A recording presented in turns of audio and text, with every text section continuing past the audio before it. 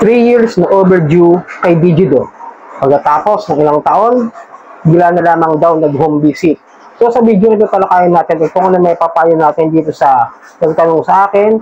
Sa bago ang lahat ay maglalambing ako sa inyo na paki-follow po at paki-supportahan po ang aking mga social media account ang Facebook, TikTok at ang aking YouTube channel. At kung nagustuhan nyo at nakatulong sa inyong video ito ay malaking tulong din po ang inyong pag-like, ang inyong pag-share. At para updated po kayo sa mga videos natin ay pakihit lang po ang notification bell sa aking mga social media account para sa mga updated ng mga usaping online lending apps. At disclaimer, ulitin ko, hindi po ako nanghihikayat na mangutang kayo sa OLA.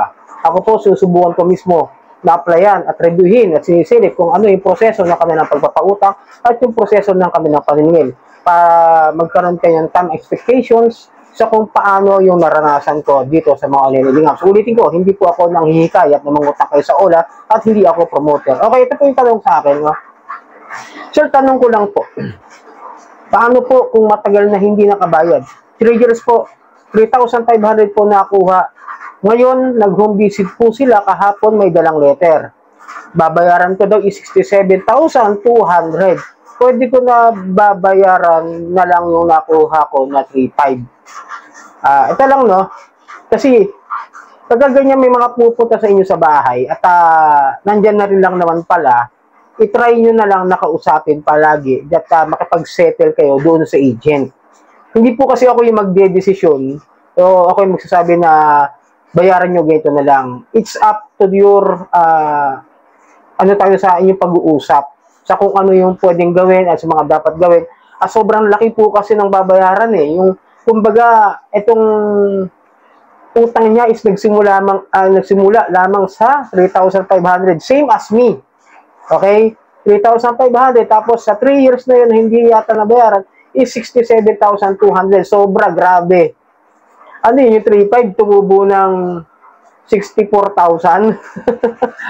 Diba? 64,000 something. Basta kulang-kulang na ganun o sobra-sobra sa ganun. Ito lang, no? Ulitin ko, ang Digido, total 3 years po kayo hindi nakabayad. Ibig sabihin, pasok po yun dun sa utang ninyo before sila maribo. Kaya may karapatan silang singilin yun. Ba't ang nagtaka lang ako, sobrang laki kasi ng itinataw. No?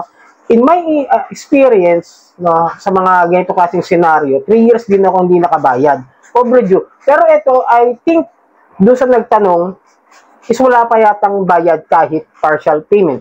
And I think this one is nasa NCR or malapit lugar sa NCR or sa Metro Manila, like the Rizal, the Bulacan, Cavite, I know, nagpupunta sila dyan. Yan ang mga lugar na yan ang kadalasan na pinupuntahan na outside the Metro Manila area. Okay. And then, ngayon, nandyan na rin lang naman pala sa bahay ninyo, pinipilit kayo magbayad. Huwag nyo na lang awayin, kausapin nyo na lang ng maayos, makapag-usap kayo ng maayos. Supal, andyan na siya. Sabihin nyo, hindi nyo kayang bayaran yan. Kahit ako, magpapakatotoo, sasabihin ko doon sa agent, hindi ko kayang bayaran yung 67,200 na yan. Sabihin mo na kahit unti-unti ang laki. Mas maganda para sa akin, no? It's better maghintay na lang din kayo kung ano magiging desisyon ng kanilang leader o kanilang management kung babalik ba nila yung nautang yung 3,500. It's better na ganun na lang. Hintayin nyo. Kung babalikan kayo, sabihin nyo talaga yung totoo na hindi nyo kayang bayaran. Yun lang ang sasabihin ninyo. Wala akong sasabihin na huwag nyong bayaran. Sabihin ko lang ay hindi nyo kayang bayaran yung ganung klase ng amount ng utang at ganung klase ng interest. Mas gugustuhin ko pang hamunin na lang nila ako na, sige, magpapa-small claims na lang po kayo para mas maliwanagan kayo kung magkano pa talaga dapat ang bayaran nyo in that scenario at ganun kalaking interest ang itinataw sa inyo in just 3 years, no? Ako, i-share ko ulit sa inyo experience ko yan, my own, hindi yun napuntahan ako ng Digido. Kasi yung utang na yun na napuntahan ng Digido agent is yung sa utang ng asawa ko na walang hulog talaga as in. Yung sa akin naman, kaya siguro hindi ako napupuntahan even if dito lang naman ako sa Metro Manila, NCR area, no? Ay dahil nakapag-partial payment po ako ng halos mahigit pa sa utang ko. Like the 3,500, nabayaran ko siya ng 2 hulog magkasunod na month. Okay, lilinawin ko lang. Ako almost nabayaran ko is doble, 5,500. Kaya siguro hindi nila ako kinulit na puntahan o i-home visit. Yun lang po yung aking nakikitang options kung bakit hindi ako pinupuntahan at hindi ako pinapadala ng kung ano-ano mga letter. At either din sa baka mamaya, sabi ko nga kasi, kung pupunta talaga sila, kasi lagi ako nakakatanggap na message na meron daw darating sa akin summon, galing daw sa korte, ilang beses ako naka-receive dyan, after that past few years na may utang ako kay Digido. Okay, namin ko lang si Digido ulitin ko, revoke. May mga nagtatanong pa rin sa akin, dapat para bang bayaran yan?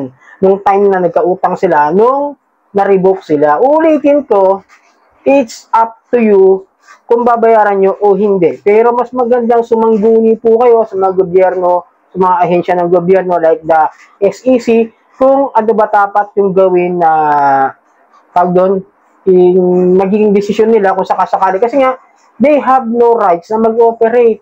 Ano nyo yun, tawag doon i-contest nyo doon sa SEC kasi hindi nyo nga alam. Marami naman talaga hindi nakakaalam na na revoke pala siya kasi nag-ooperate Patuloy sila sa pagpapautang at patuloy pa rin sila sa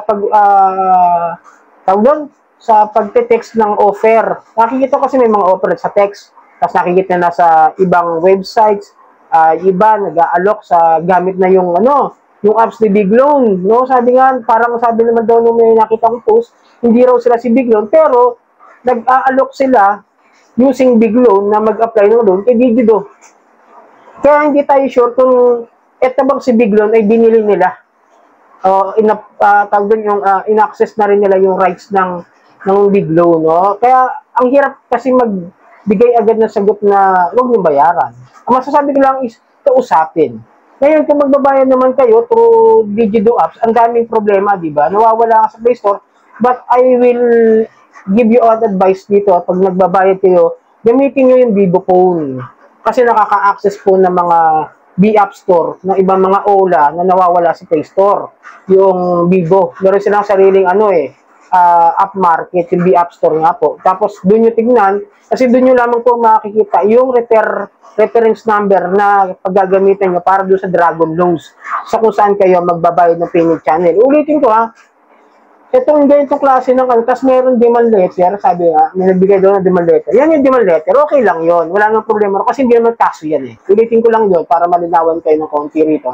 Kung matagal na hindi nakabayad, 3 years. So, ulitin natin it's up to your settlement kay agent o kay Digido kung papayag sila ng babayaran nyo na yung 3.5. Pero ulitin ko, yung laki ng utang nyo na yan, pagpapakatot o tayo, pagpapakaplastic, masyadong malaki para bayaran ng isang tao na nagkautang ng isang maliit na halaga. Unang-una, wala pa, hindi pa nga pasok to sa 10%, 15% na effective interest at 4 months. Dapat yan magdodoble lang. Kahit gaano katagal yan o something na hindi ako nagkakamli parang mga 10 years ang validity, yung ganyan. Tapos basta hanggang doble lang po ang pwedeng ibigay niyan pagka ganyang mababa sa 10,000 pababa. Yung mga nautang ninyo. Yun po yung pagkakaintindi ko lang puro at yun lang po masasabi ko. So, pagka ganyan senaryo, ulitin ko, makapag-usap na lang ng maayos sa mga agent.